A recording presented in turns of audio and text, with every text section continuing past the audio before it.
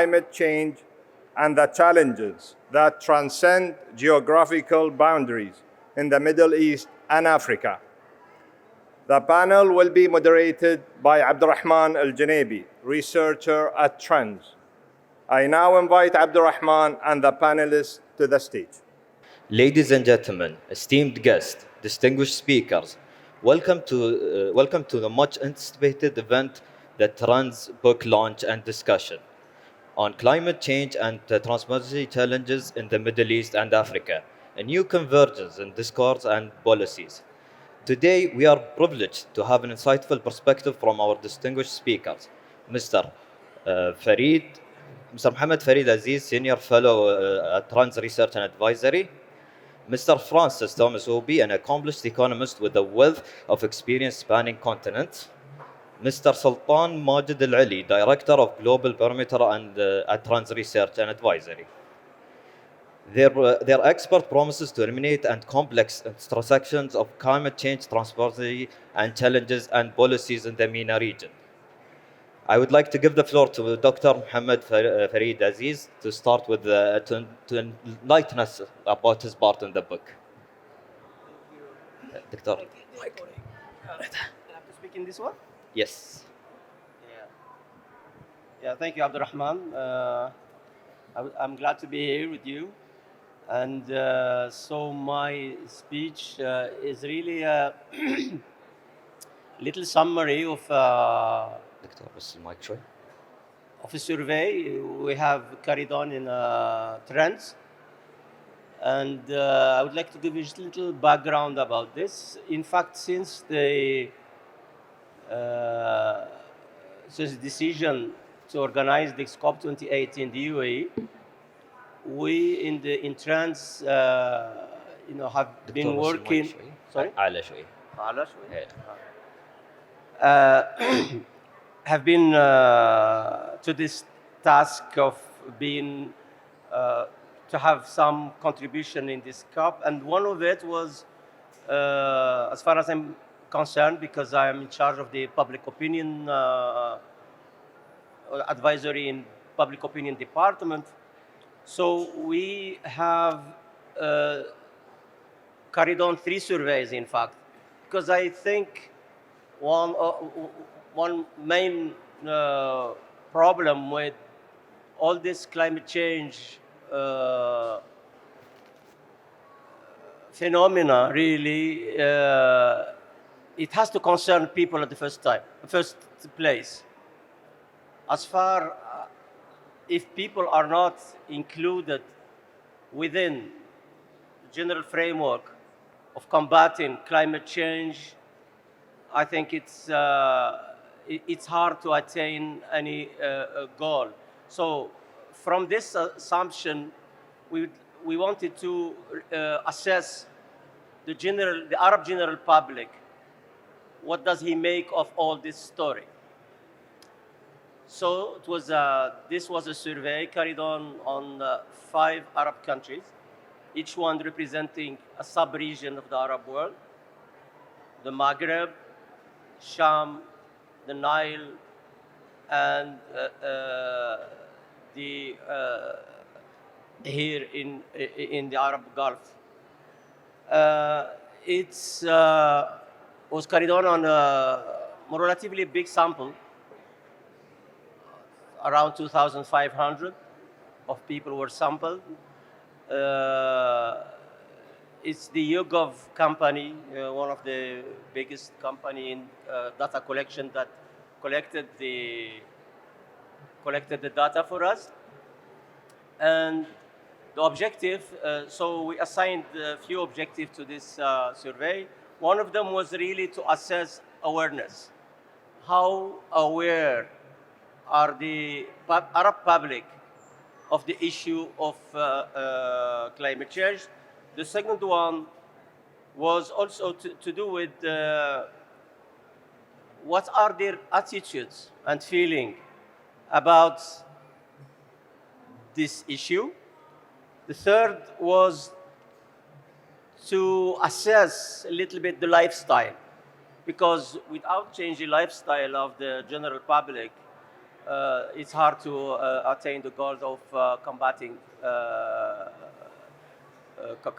climate change. So that was one of the focus. And the fourth focus was to do with how willing are the Arab General Republic to participate in the climate work.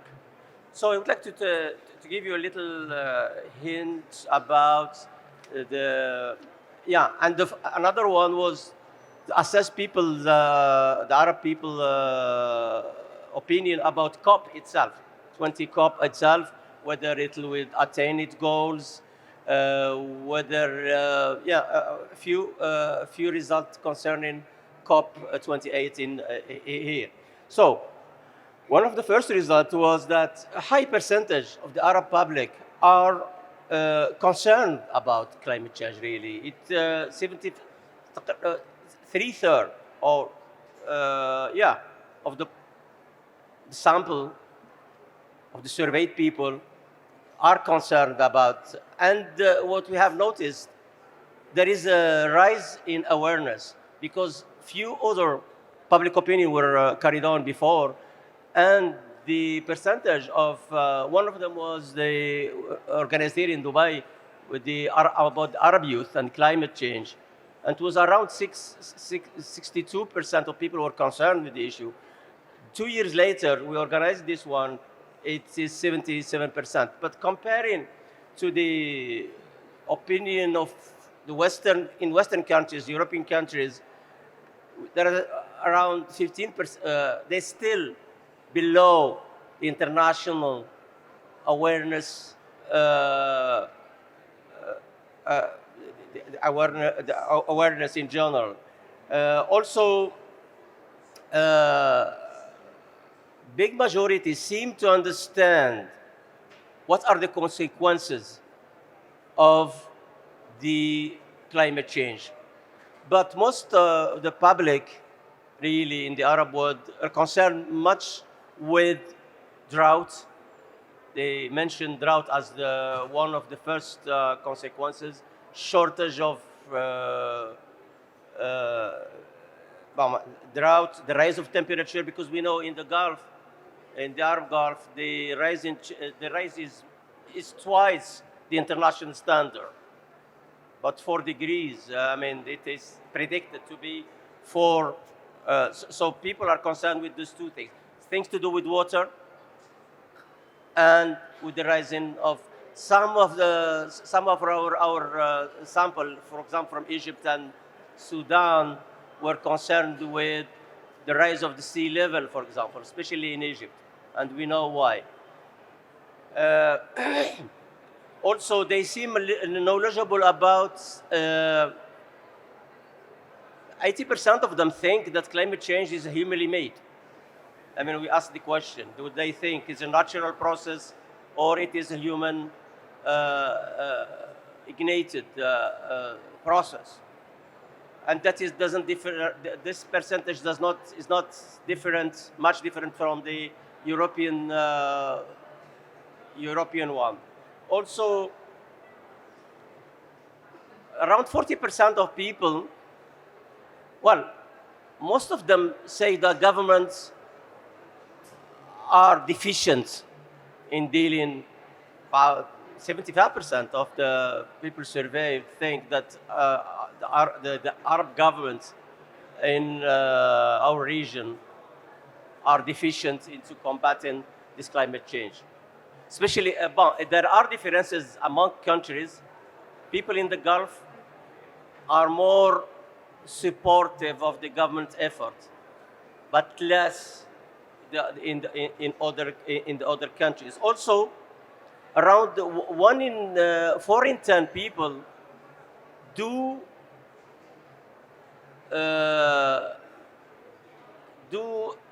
participate in the climate change effort. The engagement, 40% of them are engaged, and it is not very far from the engagement. How? Either engagement into association, youth association, climate association, and there is one among. Sorry, just to Also, there were questions to do with COP.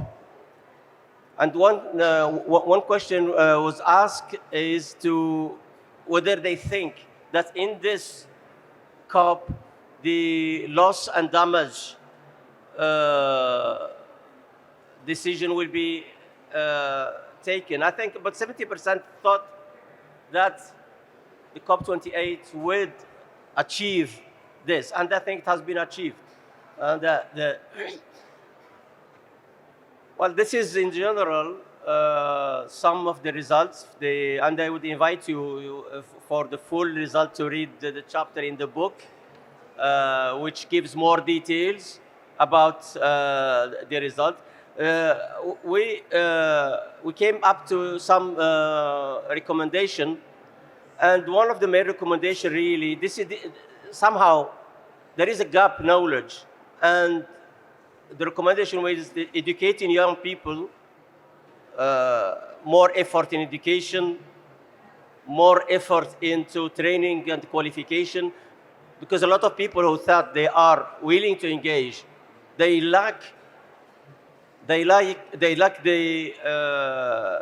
training into climate job. And also, I think what we need more is to allocate more resources for research on climate change on our region.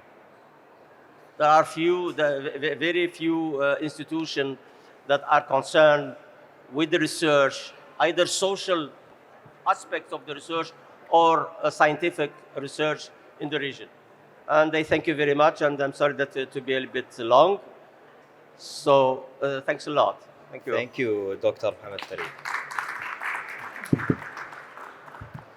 That was a very insightful session, and we hope that these numbers can attain to a different and brighter future. As part of the recommendation that Dr. Mohammed Farid mentioned, we wish to push the education into climate, into schools, into different perspective, even not just the youth. I think even the older generation are part of it as well. We should all work hand in hand. I'll give the floor to Mr. Francis Thomas Obi. The floor is yours. Please enlighten us on your part of the book, please. Thank you very much. My chapter in the book mostly focused on the continent of Africa. So Africa, to start off, contributes between 2 to 3% of global greenhouse gas emissions. However, the continent of Africa has disproportionately been affected by climate change and climate-related issues.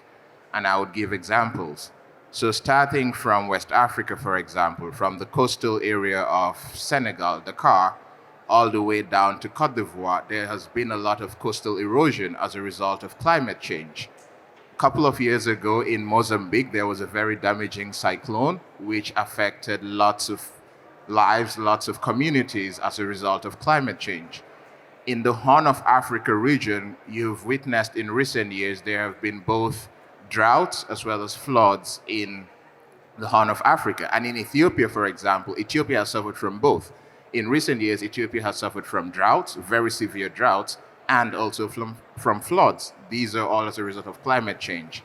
And in the Gambia in 2021, the Gambia had one of its worst flooding incidents in over 50 years.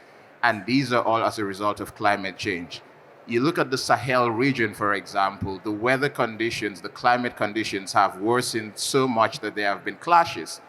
In Nigeria, there have been lots of conflicts between farmers and herders.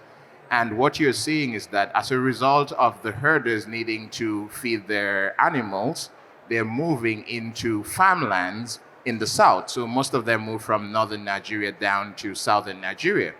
And what is happening is that it's leading to clashes because they're encroaching on farmlands, they're damaging agricultural products worth millions of dollars, they're damaging livelihoods. And it just doesn't stop at that. These conflicts have now become very deadly clashes. So humans have lost their lives as a result of these climate-related issues. So in my chapter, I focused on climate change, migration, and resource management. And one might ask, how do these three tie in together? But they do. as a result of these climate related issues, what you're now seeing is that people are having to move from one place to another. People are being forced to become climate migrants. And there are lots of these that you find in the Sahel region, you find in other parts, because once livelihoods are damaged, once homes are destroyed, people have to move on. People have to look for where they can go to. And as a result, you're seeing a lot of intra-migration within countries. So people from the north and south Nigeria, for example, moving. You're seeing within border communities are also moving from one place to another in search of where to live. Even fisher communities are being affected because they are not able to get the same quantity, the same quality of fish that they had in previous years. So as a result, some are moving into different professions. This migration then becomes an issue for the host communities because most times the host communities are not adequately prepared to take these intakes of climate migrants or climate refugees, whichever term you want to call them. And this then becomes an issue. So then this leads to the third part. How do we manage our resources effectively to ensure that not just for adaptation, but also for mitigation? Because if we are able to manage our resources well, if communities are able to find ways to ensure that farmers and herders do not clash, this would be able to solve some of these climate-related issues. Take, for example, in the Kivu region in the Democratic Republic of Congo, there have been lots of clashes there as a result of its resource richness. And what is happening is that you have 4 countries who are interested in this region. So the Democratic Republic of Congo, you've got Rwanda, you've got Uganda, and you've got Burundi. And all these countries have vested interests that are at odds with each other. And who are the collateral damage? The people in the Kivu region, because it's a very resource rich. If you perhaps take a look at maybe the smartphone you're using, there's a high chance that a part of it comes from that region because it's very resource rich. So what is happening is that the region has been pretty much damaged as a result of the fight for resources, which you can say the same for a lot of African countries. A lot of African countries have suffered a lot of climate damage, resource damage, simply to fuel the consumerism in the Western world and in other parts of the world as well. Because what happens is that the resources are tapped, they're bought, they're taken to other countries where value is added and sold for a higher price. And it also encourages child labor because in the Kivu region, as you would observe, there are lots of child labor going on. There's lots of abuses going on in that region. So if resources are managed adequately, I think this would ensure that local communities benefit. Take, for example, the Niger Delta region. The Niger Delta region has been severely damaged as a result of the proliferation of oil and gas. And that has left local communities really, really in a bad state up to today. Certain parts, the air quality is very, very low. So I think if resource is managed effectively and efficiently, I think local communities can benefit, other stakeholders can benefit without damaging the environment, without having to force people to become climate migrants, climate refugees. And one good case study for good resource management in Africa, it's Botswana. Botswana is blessed with lots of natural resources, and they've been able to manage it effectively over the years. And also, one thing that they have done which stands out, they realize that the resources are not infinite. It has an end date. It might not be now, it might not be in the next 20 years, but it has an end date. So Botswana has been working on how to look beyond its natural resources, beyond gold, beyond diamond. And I think for a lot of resource-rich countries, especially extractive industries, I think that should be the next aspect that is looked at. So what has been done in the continent of Africa? So the most comprehensive program is the Africa Adaptation Acceleration Program, the AAAP, which is being adopted by members of the African Union, which is the African states. Essentially, it ensures to build resilience, it ensures to provide jobs, and so far, it is the most comprehensive program to combat adaptation, to combat climate-related issues on the continent. However, I think it's a good step, but it requires a lot of political support. It also requires a lot of financing. And then, which would lead me to the last part, which is the loss and damage fund. I think the loss and damage fund is about time, not just a matter of what Africa gets, but how Africa gets it. Is it going to be tied to debt relief? Is it going to be tied to transitioning to clean energy? Because it would cost a lot of African countries a lot more to transition to clean energy given where they're starting from. A lot of local communities depend on what you would call bad energy to survive. So how do you tell them to transition to clean energy without giving them the means to do so?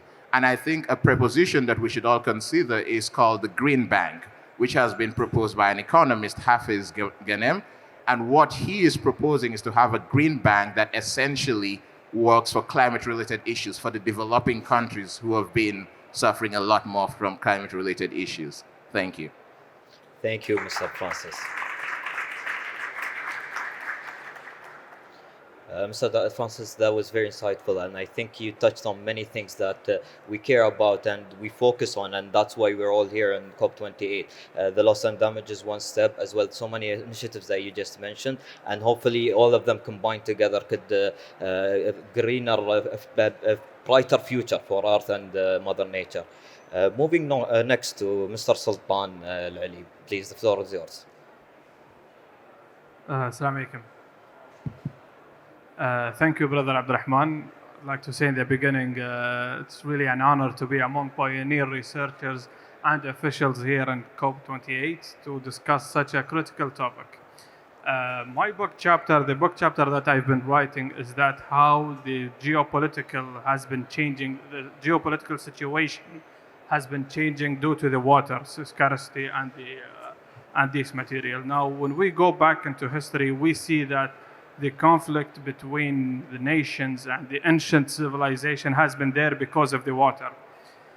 And as a result of the human conception of materials, it has the decision makers have to move on in order to secure and have a sustainable life. In 2007, the humans consumed in one nation 4.7 tons of material, only in 2007. In 2012, that number was doubled into almost 12.5.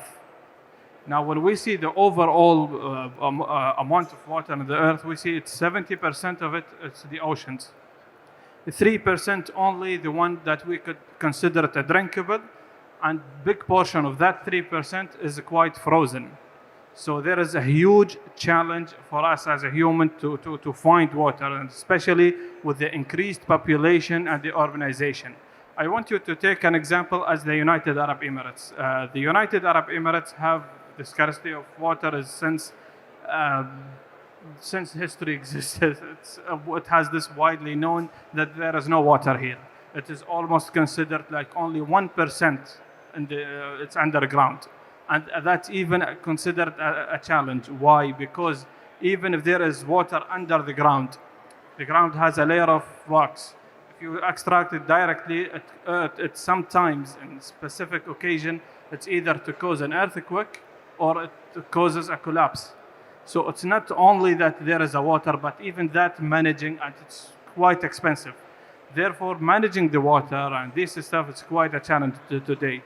When we see it from a broader perspective, one of the things that the United Arab Emirates wanted to do is that they want to extend a pipeline from Turkey to the UAE.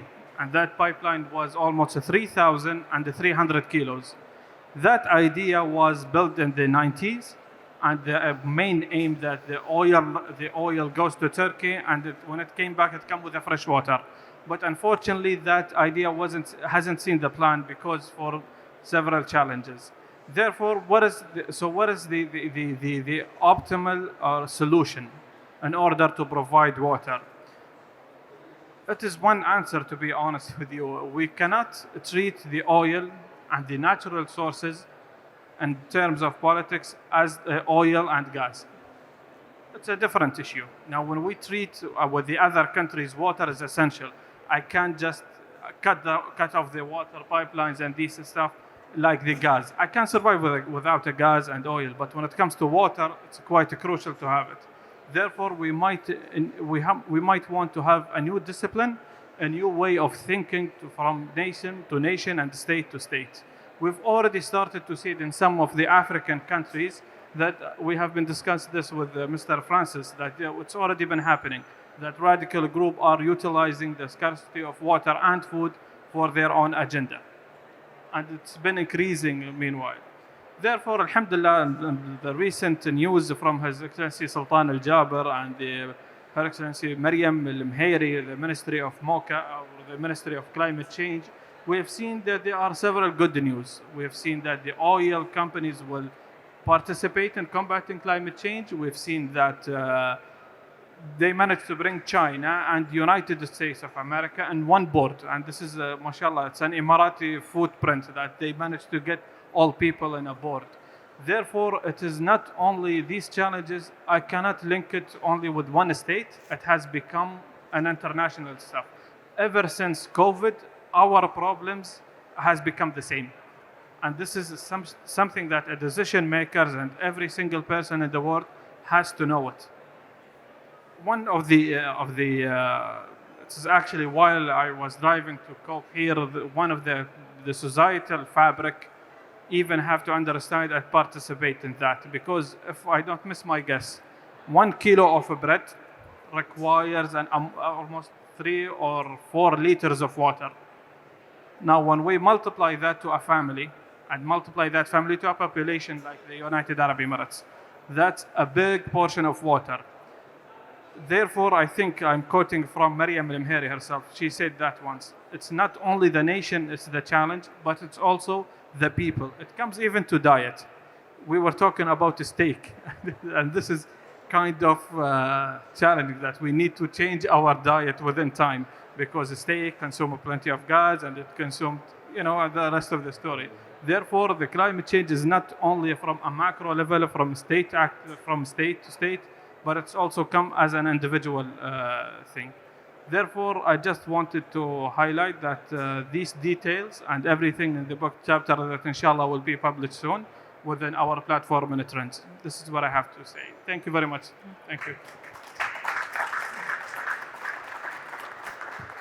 Thank you, Sultan. I hope I don't have to change my diet anytime soon. And you touched on so many important topics, such as how we can enhance and make a seamless kind of supply chain to all of these resources that are very essential to us, as well as mentioned by Sir Francis, that the migration happened due to the lack of the supply and the lack of delivery of the items that everyone needs as essentials. I would like to open the floor if any of the guests here today have any questions.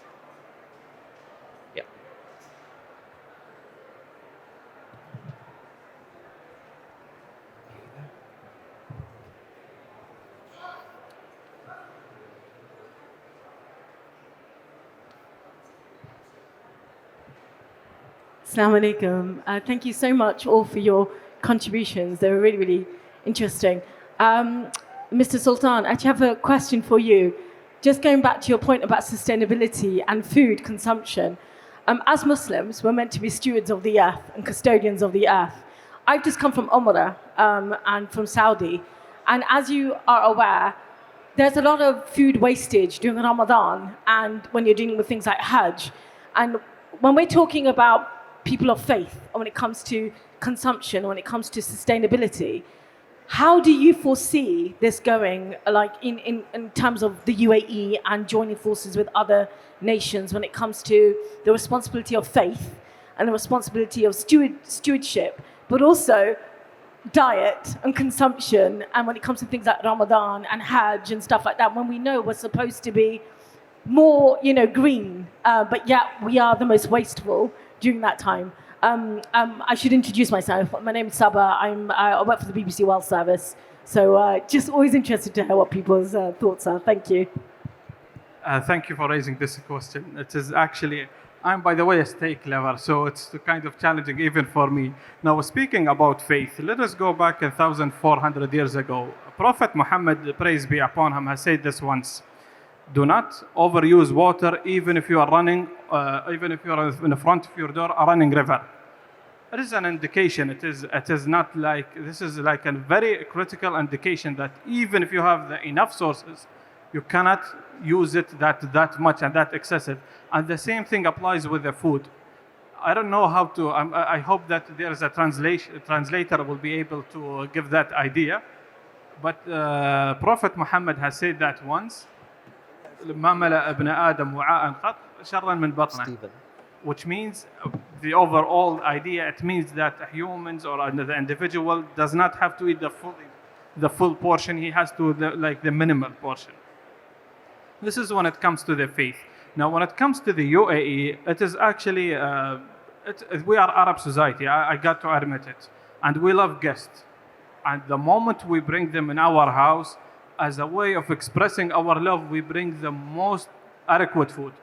It's kind of nice, but at the same time, we need to change that idea, because what has been, if we go like back in history, 50 years ago, that not even the half portion exist. So the way we are living now is not going to be the same for our next generation. Therefore, we need to change a systematic change in our houses in terms of domestic thinking and even from a political perspective. I hope I answered that question. Thank you very much. I think we have another question. Yeah. Well, good afternoon to all of you, and thank you, panelists, for this marvelous panel. And of course, Trends Research for convening not only this event, but also the book. Now, I have a question for Mr. Francis O.B. You mentioned loss and damage, which Dr. Farid also auspiciously forecast would happen. The decision, of course, on the fund and filling the fund. Now, in terms of the distribution of the funds to the people most in need of those funds at the community level and at the individual level, what do you envision as a mechanism? Because we've also heard direct cash transfers. Some of the NGOs and other parts of civil society are discussing that. And then you have an entirely different, much higher level through the governments and so on. So what are your views about that? Thank you. Thank you very much. So I think it should be two-layered or two-tiered. One is making sure that there's the infrastructure and sustainable infrastructure in this case. Because if communities have been damaged, you need to ensure that when people are restarting their lives, they're starting it from a dignified point of view, which means providing the infrastructure. So this is water, sanitation, healthcare, making sure that they have the tools to enable them live a dignified life. So I think for the local communities, especially affected communities, I think the fund should be directed towards that at that stage. Then I do think also cash transfers could be possible, but it has to be determined on a case-by-case basis, how each country determines it. You take, for example, in the Gambia, it's about 2 million people. You could say, okay, it's easier to do. You take Nigeria, it's about 200 million people. It's much harder to do. So I think looking at mechanisms that work for local context would be good, but there definitely has to be first the infrastructure to enable people to have dignified lives, and then you can also give cash transfers up to a certain point. If it's for a certain couple of years, say 5 years or 10 years, it can be determined by national, regional, or state governments. Thank you. Thank you, everyone. Once again, I'd like to thank everyone who joined us here today. Thank you for being part of this. Thank you for the panelists to share their knowledge and their expertise. We're all looking forward for the book. The launch is today, and hopefully it's insightful. It's as insightful as it is promised through this panel. One last thing from this stage, I'd like to commend the message from Trends, which is connecting with the world through knowledge, and this is one part of the things that we're doing. And I hope you guys enjoy the activities around COP28 and make the most out of it. Thank you, everyone, for joining us. Thank you, guys.